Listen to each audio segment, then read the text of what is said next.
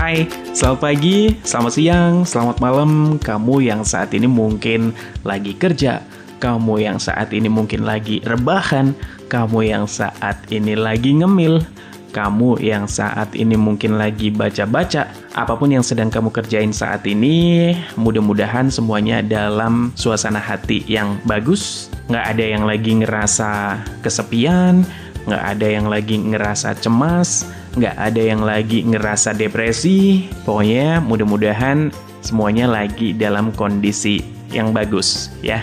Nah, ngomong-ngomong nih, pernah nggak sih kamu ngerasa kayak menjadi orang yang berbeda-beda dari kamu yang biasanya? Misal nih, dalam beberapa kesempatan kamu ngerasa kamu adalah orang yang ceria, murah senyum, rame, gampang akrab sama orang, tapi di lain waktu kamu kayak ngerasa jadi orang yang berbeda gitu ya.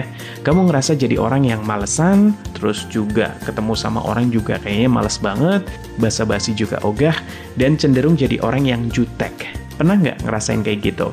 Kalau mungkin sekali dua kali ya masih oke lah ya. Mungkin ini karena faktor kamu yang moodnya lagi jelek. Tapi kalau misalnya terlalu sering, curiga nih. Jangan-jangan kamu memang punya kepribadian ganda. Nah, di channelnya Miki kali ini, kita bakal cari tahu bareng-bareng apa sih kepribadian ganda, kemudian seperti apa gejala-gejalanya, penyebabnya, hingga cara mengatasinya. Makanya, yuk simak terus sampai habis.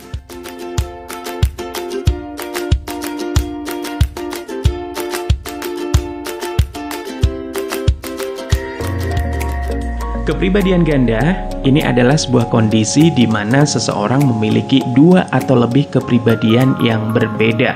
Kepribadian ganda ini disebut juga dengan gangguan identitas disosiatif dan umumnya disebabkan oleh pengalaman traumatis yang terjadi secara berulang-ulang di masa anak-anak. Bahkan nih, menurut sebuah data, 90% kasus kepribadian ganda didahului oleh adanya trauma psikis. Trauma tersebut ini biasanya berupa kecelakaan, kemudian bencana alam, pelecehan seksual, atau tindak kekerasan. Dan berikut ini adalah gejala yang sering muncul yang dialami oleh orang dengan kepribadian ganda yang dirangkum dari berbagai sumber.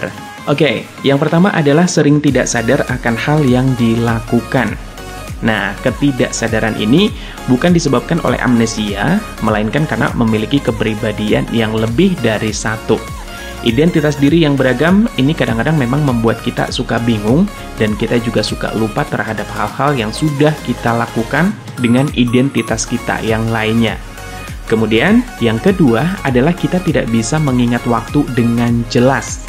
Pemilik kepribadian ganda ini memang sering tidak menyadari waktu yang sedang berjalan dan kadang-kadang suka bingung ya tentang jam, hari, atau tanggal tertentu.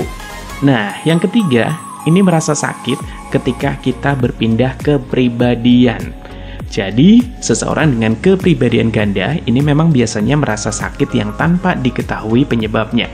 Aduh, kenapa ya? Loh, kok tiba-tiba sakit gini? Loh, ini kenapa gitu kan? Loh, ada apa dengan saya? Misalnya gitu kan? Dan ini terjadi ketika proses pergantian kepribadian yang biasanya sakit kepala hebat atau kelelahan. Kemudian, yang selanjutnya adalah memiliki rasa trauma yang mendalam. Tidak sedikit orang yang mengalami kepribadian ganda ini gara-gara mengalami trauma sebelumnya, entah itu secara fisik maupun secara emosional ya. Gangguan kejiwaan ini muncul akibat kita kayak tidak bisa menerima diri kita sendiri ketika kita mengalami kejadian trauma tersebut.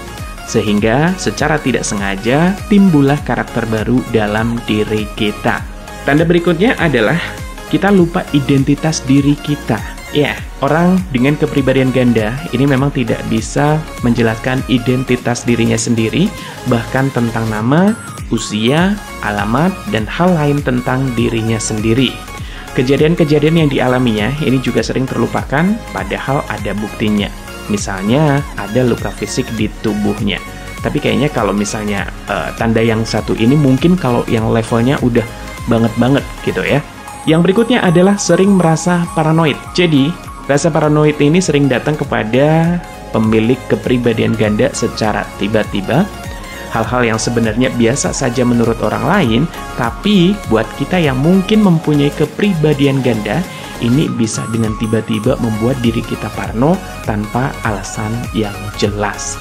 Selanjutnya adalah memiliki kemampuan yang berubah-ubah.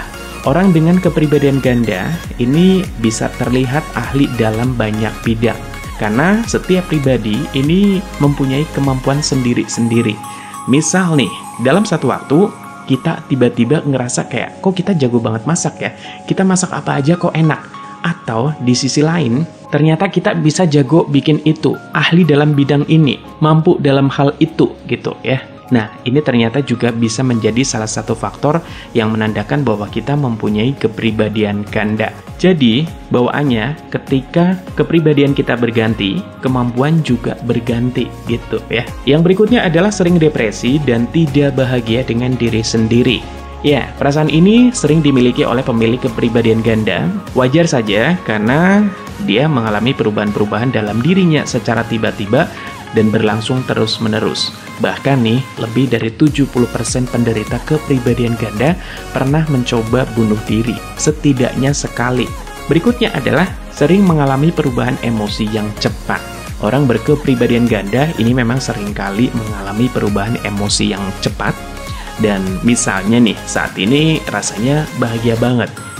Beberapa menit kemudian sedih tanpa alasan yang jelas. Emosi yang naik turun ini mungkin terjadi akibat pribadi lain dalam diri kita yang merasa sedih atau marah karena pribadi yang sedang dilakoni saat itu yang melakukan hal yang tepat gitu ya. Dan yang terakhir adalah sering mengalami halusinasi. Jadi, penderita kepribadian ganda ini memang seringkali mengalami halusinasi seperti penderita skizofrenia. Dia merasa terganggu dengan suara-suara yang tidak jelas, yang tiba-tiba terdengar entah dari mana asalnya ya. Nah, penderita kepribadian ganda ini juga merasa kalau lingkungan di sekelilingnya asing, aneh, dan tidak nyata.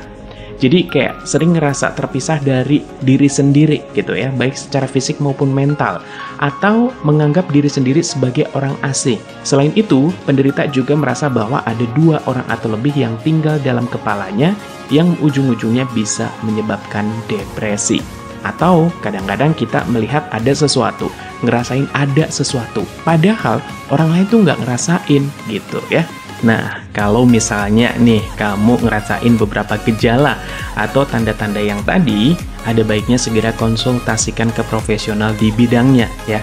Nah, penanganan yang umumnya dilakukan oleh profesional, entah itu dokter, psikolog, atau psikiater, biasanya adalah kombinasi terapi psikologis, kemudian psikoterapi, dan terapi perilaku. Dan pastinya dengan pemberian obat-obatan.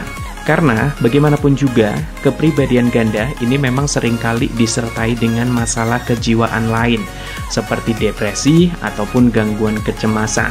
Dan di sini, dokter biasanya akan meresepkan obat antidepresan dan juga obat penenang untuk meredakan gejalanya. Oke, itu tadi adalah gejala-gejala, penyebab, hingga cara mengatasi kepribadian ganda yang dirangkum dari berbagai sumber. Semoga bermanfaat ya. Jangan lupa subscribe untuk terus mendapatkan info-info pilihan lainnya. Bye-bye!